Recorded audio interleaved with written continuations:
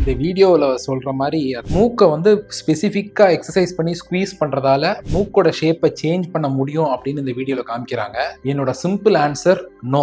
நம்ம நோஸை பற்றி நான் சொல்லிடுறேன். நம்ம நோஸோட ஸ்ட்ரக்சர் பார்த்தீங்கன்னா அப்பர் தேர்ட் வந்து போனால் ஆனது, அதே இந்த லோவர் தேர்ட்னு வந்து இது வந்து ஜவ்வு காட்லேஜால ஆனது. ஸோ போன் அண்ட் காட்லேஜால ஆனதான் நம்ம மூக். They are very rigid structures, bone and cartilage. இப்போ நம்ம ஜிம்முக்கு போய் நம்ம உடம்ப குறைக்கணும்னு நினைக்கிறோம்னா ஜிம் போனால் நம்ம ஃபேட் லூஸ் பண்ணுவோம், நம்ம மசிலை வந்து பில்ட் பண்ணுவோம். They are soft tissues. அதே மாதிரி ஜிம் போய் போனையும் காட்லேஜோ நம்மளால மாத்தவே முடியாது. ஸோ அது அதே மாதிரி தான் இருக்கு. சில பேருக்கு பிறப்பாலேயே மூக்கு கொஞ்சம் கோணையா இருக்கும், அவங்களுக்கு நம்ம சர்ஜரி பண்ணி தான் நம்ம வந்து அந்த மூக்கை வந்து சரி பண்ணி நேராக்க முடியும். சில பேருக்கு அடிபட்டதுனால மூக்கு கோணையாயிரும், அவங்களுக்கும் நம்ம வந்து 14 டேஸ்க்குள்ள நம்ம அதை வந்து சின்னதா சர்ஜரி பண்ணி நம்ம சரி பண்ணிடலாம். ஸோ இந்த மாதிரி மூக்கை தேய்ன்னு தேய்க்கிறதால உங்களோட மூக்கு ஷேப்பு மாறவே மாறாது. அதுக்கு மேல நீங்க பண்ணீங்கன்னா தேவையில்லாத ப்ராப்ளம்ஸ் தான் உங்களுக்கு வரும். அதாவது செப்டல் பெர்ஃபரேஷன், செப்டல் டிஃபார்மிட்டி, அந்த மாதிரியான பிரச்சனைகள் வந்து மூக்கை வந்து இன்னும் கொஞ்சம் மோசமான ஷேப்புக்கு தான் நீங்க மாத்துவீங்க. ஸோ இந்த மாதிரி விஷயத்தெல்லாம் தயவு செய்து நம்பாதீங்க. தேங்க்யூ.